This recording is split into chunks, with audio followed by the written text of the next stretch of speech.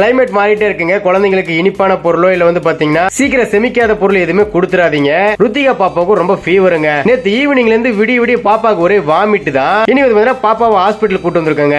பாப்பா கொஞ்சம் ஃபீவர் இருந்தது. கூட வந்து பாத்தீங்கன்னா டானிக் எல்லாம் கொடுத்தாங்க. பாப்பாக்கு 1 by 1 கொடுத்துட்டு இருக்கோம். 1 வீக்கு முன்னாடி கஸ்டமர் வந்து பாத்தீங்கன்னா 2 கேக் ஆர்டர் கொடுத்துட்டாங்க. இன்னைக்கு டேட்ல கொடுத்தே ஆகணும். அவங்க கிட்ட இல்லன்னு சொல்ல முடியல. நாங்க வந்து பாத்தீங்கன்னா கேக் ரெடி பண்ண ஆரம்பிச்சுட்டாங்க. இன்னொரு சந்தோஷமான விஷயம் முன்னெல்லாம் வந்து பாத்தீங்கன்னா எக்லெஸ் கேக்கே மேக்ஸிமம் எடுக்காம இருந்திருந்தோம். இனிமேட்டு எக்லெஸ் கேக்குமே எடுக்கலாம்னு இருக்காங்க. இன்னைக்கு வந்து பாத்தீங்கன்னா ஒரே கஸ்டமர் அவர் குழந்தைக்காக 2 ஃபிளேவர் கேக் ஆர்டர் போட்டுருக்காரு. ஒன்னு வந்து பாத்தீங்கன்னா ரசமலாய், இன்னொன்னு வந்து பாத்தீங்கன்னா சாக்லேட். கஸ்டமர் வந்து பாத்தீங்கன்னா டிசைன்ல உங்க சாய்ஸ்ங்க. பட் வந்து பாத்தீங்கன்னா எக்லெஸ் தான் வேணும் அப்படி சொல்லிட்டு காட்டன் நைட்டா சொல்லிட்டாருங்க. வந்து பாத்தீங்கன்னா எக்லெஸ் அழகா ரெடி பண்ணியாச்சு. அந்த கேக் மேல அழகா டிசைன் போட்டுட்டு இருக்காங்க.